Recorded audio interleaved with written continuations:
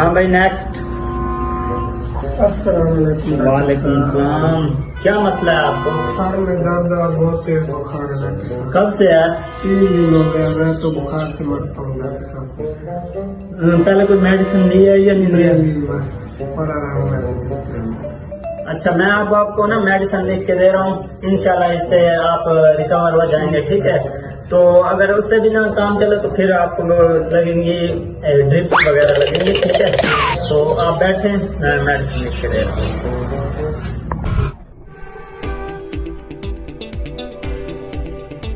doctor साहब मेरे हाथ मरीज है, सीरियस मरीज है, 110 या कोना चल तू क्यों ना चल तू, क्योंकि 200 300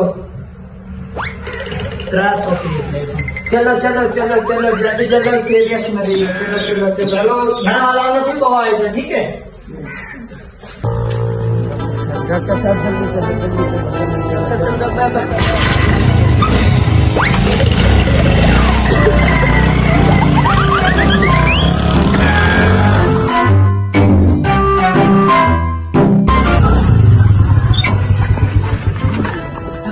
चलो मरीज